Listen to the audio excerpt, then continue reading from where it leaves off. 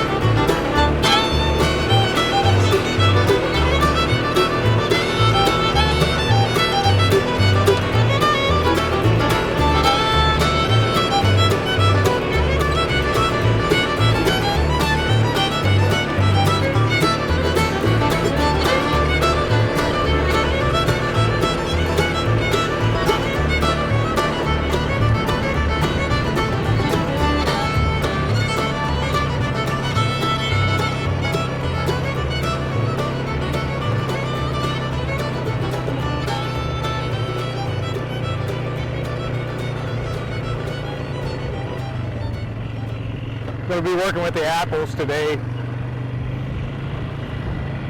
All of these apples you see here, or most of them anyway, I grafted 3 years ago.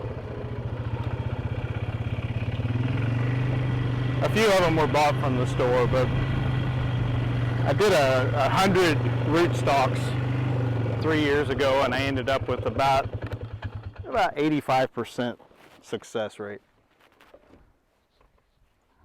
Okay, let me get my stuff together and we'll get started.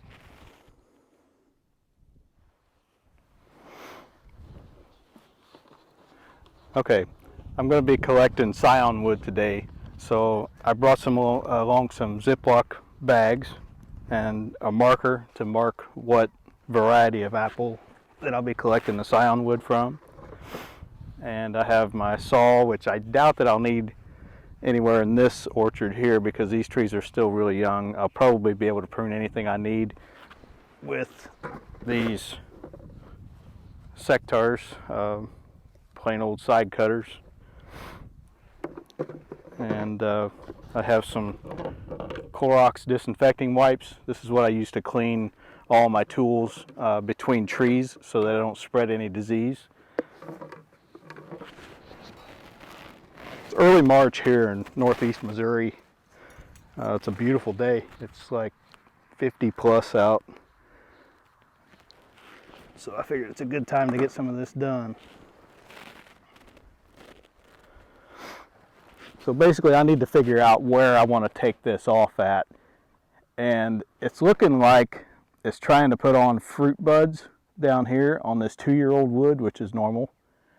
And then it's put up a little shoot here going straight that way. I really like that one, but it has a dead end on it, and I think that that's probably a deer probably chewed on that. So I'm thinking I'll go ahead and take this off at the base. I'll leave the fruit buds here and I'll leave this one, but I'm going to cut it back to this outward facing bud here, and it should put up new growth this year to continue on out that way. That's what I'm hoping. So when you cut these, you want to take it back to the collar. I know there's a lot of controversy on that, but there's a collar at the base of your limb, and some people say do not cut into the collar, which I agree with. Some people say cut a ½ inch above the collar. I don't necessarily agree with that. I think that as that wood is dying above that, it probably lets a chance of some bacterial infection.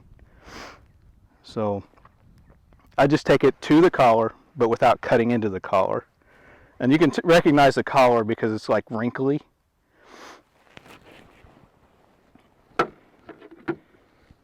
So now that I have this piece of Scion wood here, I'll get you a little closer so you can see it. I'm going to take this and put it in a Ziploc bag, and then later on I'll take some something to put in the bag to keep the moisture in the air inside the bag up so it doesn't dry out. And I like to use peat moss for that. I've read that it's a higher pH, so the bacteria and molds and stuff don't like to grow on it. But a lot of people just use like, you know, Kleenex that's moistened, or paper towel that's moistened, and that's fine. I've used that, it works fine.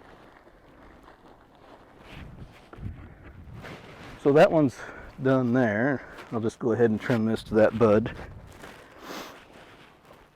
The cool air has got my nose running. It's hard to talk without sniffling. Okay, now I'll just stand back and look at the tree and figure out what I want to keep and encourage to grow, and what I want to go ahead and take off. And I have to keep in mind that I have a ton of deer here, and the deer are relentless. If this tree puts out a limb just outside the cage, the next day that limb is chewed off. So I have, you know, a few choices. I could double the size of the cages, which I don't really want to do. That's a lot of expense, and it's a pain to mow underneath them. You have to remove the fencing for every single tree and mow it. And so I've just come to the conclusion the deer are going to do what they're going to do, whether I like it or not. So I have to take care of my trees in a way that they'll still survive the attack. So I'm just going to allow the tree to kind of grow weird for a while, and then as it gets taller, in a central leader system, I want it to be a little taller so that the up high stuff will be okay, and the deer will go along the browse line, and that'll be kind of sacrificial for the deer. That's my plan. So on this one, I have a limb here that I don't really like. It's way low on the tree, and what's gonna happen is the deer are gonna come along and they're gonna eat this limb and rub their antlers on it and probably destroy it anyway. And the tree is seeming like it wants to favor that, and I don't want it to favor that. I want it to favor the central leader. So I think I'm going to take that off. I hate to do it because it's nice growth. It's a big growth limb, but it's a sacrifice I'm going to have to do. And I can take this piece here for Scion wood. So that's what I'm going to do.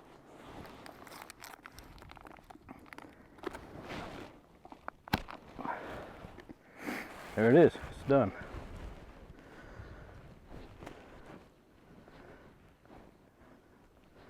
So I don't know if you can see in this video, but we'll try to show it to you. Here is last year's growth. You can see all the way back to here, there's a little like wrinkle in the bark. That's where it started growing last year. So your Scion wood is from here to here. This is 2-year-old wood. You want to keep the 1-year-old wood for Scion wood. So I'm just going to cut it right there. And we'll keep that. And this piece, it's very short from there to there. So I'm not going to keep that.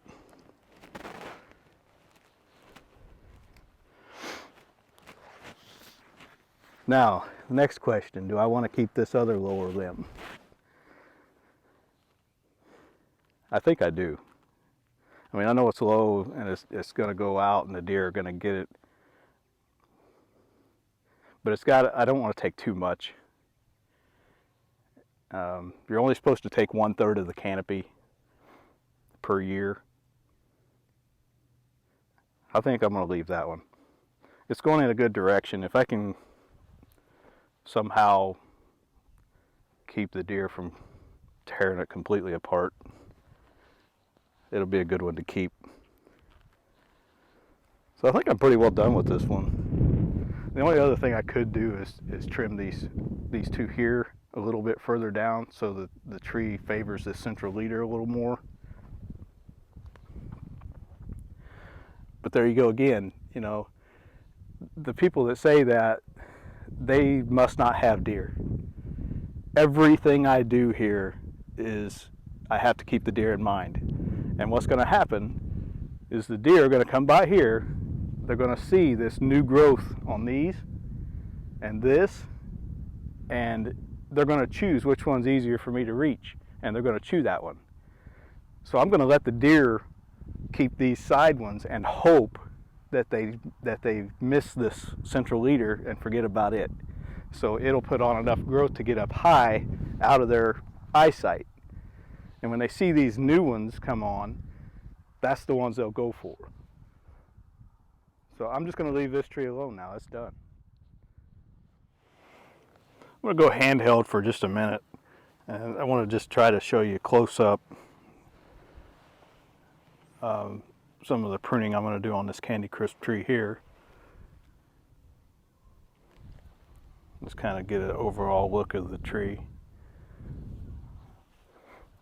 So you can see right here, this limb, this is the one I'm going to prune off. And you can see, let me see if I can get it in frame. Right there, that's the growth mark. So everything above that growth mark is Scion wood. That's all 1 year growth. And then everything below that to here is 2 year growth. And you can see that collar I was telling you about. That's where I'm going to cut it too. But I'm not going to cut into those wrinkles. I'm just going to cut just right to them. And then this will heal over nice.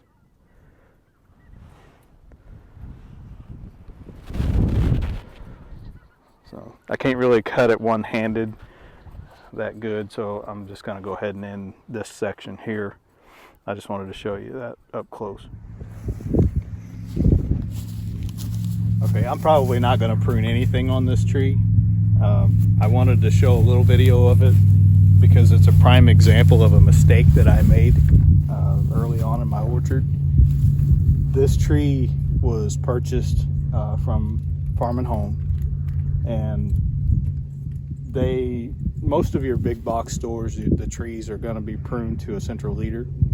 And I had watched a lot of videos of people with orchards, and they kind of all had their own styles, but some people like the open vase style or open center, depending on what you want to call it. And I thought, man, that would be great, because with an open center style, the fruit is all low. You don't have to use any ladders to pick it, and it would be easy to maintain and things like that. Well, the problem is deer, raccoons, possums, all of these other animals that love apples just as much as we do. They can all have easy access to the apples and the wood, and all of that, and the foliage. So this was a mistake. I should have left it a central leader. Now I have to just deal with it and look at the weird growth pattern that it's doing, because it keeps trying to survive and it's just getting attacked every day, pretty much. So I just wanted to show that as an example of a mistake that I made, hoping that somebody else, if you're in a heavily populated area by deer and raccoons and things, this is probably not the way to go for you. And I learned my lesson, that's for sure. I just wanted to show that.